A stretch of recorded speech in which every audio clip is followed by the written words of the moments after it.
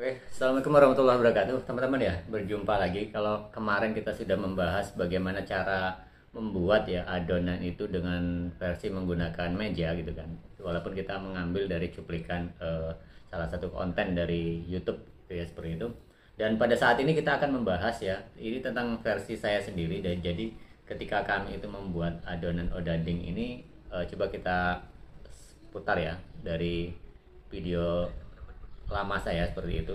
Nah, di sini bisa saya tunjukkan teman-teman ya bahwa ketika membuat adonan itu dengan versi menggunakan bak ya atau di dalam bak itu sebenarnya simpel sekali ya teman-teman. Hanya kita apa ya artinya melubangi sisi tengah dari tepung terigu itu sendiri. Jadi kalau kita umpamanya bikin berapa kilo pokoknya. Nah kalau sekarang kan saya tidak seperti waktu di Kalimantan ya, di sini hanya membuat 4 kilo 5 kilo seperti itu. Jadi bahan-bahannya itu sudah berada di tengah seperti ini, sehingga nanti ketika kita memasukkan air itu airnya itu berada di tengah, jadi terhalang oleh pinggir-pinggir bak. Kalau meja itu memang kita harus harus lebih jeli lagi ya teman, harus lebih pintar lagi karena kalau nggak biasa otomatis kocar kacir ya seperti itu. Tapi kalau di bak ini lebih mudah ya. Nah coba teman-teman ya saksikan sedikit ini cuplikannya dari video yang konten saya yang lama ya. Jadi di sini nanti kita bahas. Nah, kalau masalah bahan ya teman-teman, kemungkinan besar memang semua pedagang, semua resep ya itu kan itu hampir sama, cuma cara pengolahan aja kadang-kadang sedikit berbeda ya, dan hasil akhirnya kadang-kadang juga itu menentukan, dan disitulah nanti perbedaannya seperti itu. Oke, jadi teman-teman ya ini sudah mulai meratakan apa namanya meratakan bahan ya dengan air. Jadi setelah bahan semua tadi masuk ya, seperti yang nggak bisa tercampur lebih awal kan seperti telur gitu. Kalau ada tambahan apa namanya susu susu cair ya atau susu kental manis seperti itu, dan pasta seperti itu kan nggak bisa disiapkan pada sore harinya. Kalau ini kan umpamanya kita membuat adonan itu pagi hari ya, pagi hari seperti itu. Jadi subuh lah, biasa subuh, jadi mempersiapkan bahan itu ada di sore hari. Nah ini ya teman, ini sudah kita lihat gitu kan seperti ini ya.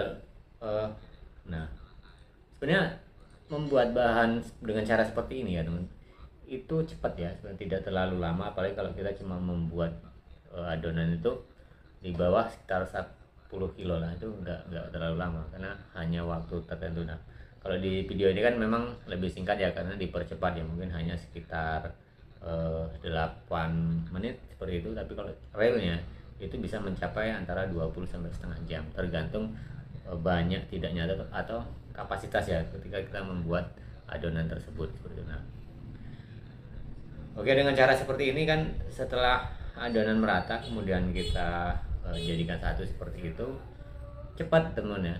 Nah nanti kalau umpamanya agak lembek itu bisa kita tambahkan tepung terigu lagi gitu ya. Jadi kalau umpamanya kurang air bisa kita tambahkan tepung air.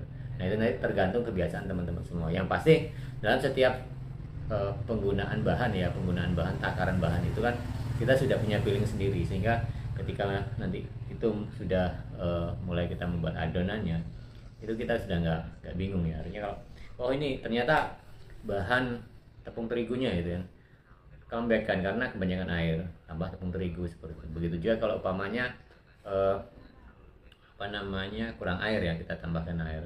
Jadi tidak perlu khawatir. Dan untuk takaran segini gitu kan, untuk takaran seperti ini, kalau cuma beda-bedanya kebanyakan tepung terigu sedikit air sedikit itu kan tidak menjadi suatu permasalahan ya. Artinya rasa itu masih tetap terjamin. Nah, seperti itu. Nah kita lihat ya teman-teman ya.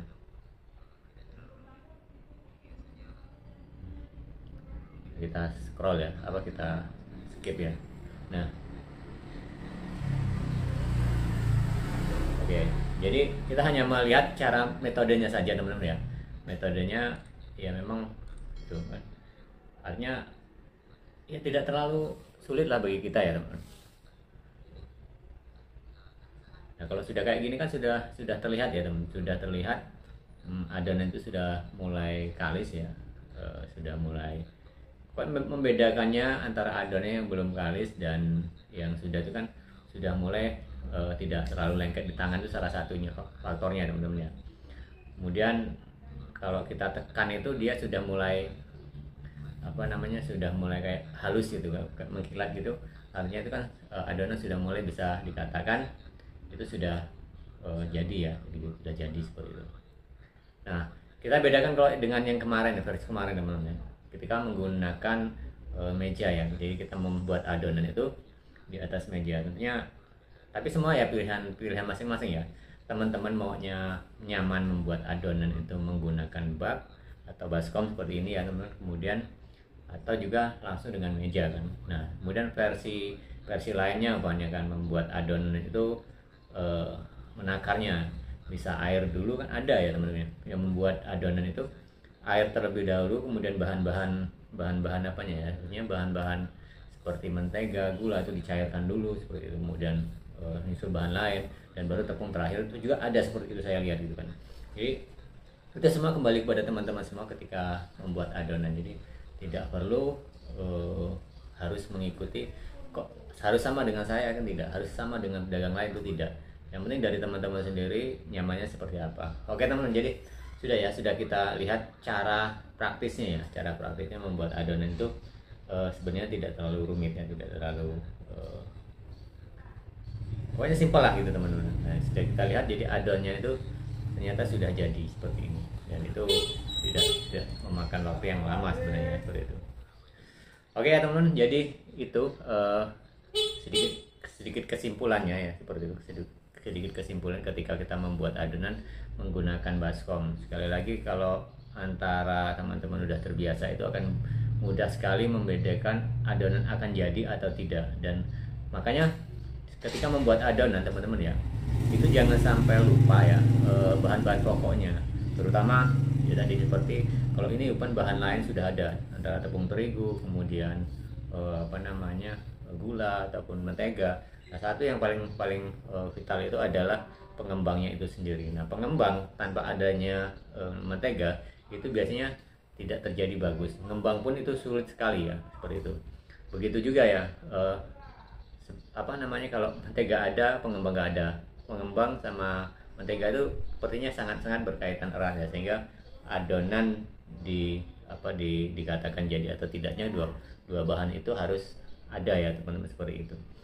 Nah, kemudian saya menambahkan sedikit teman-teman ya, ada pertanyaan itu tentang kalau membuat adonan itu umpamanya ini membuat sore hari ataupun malam ya, kemudian dipakai untuk pagi gitu kan, itu bagaimana walaupun dimasukkan ke kulkas.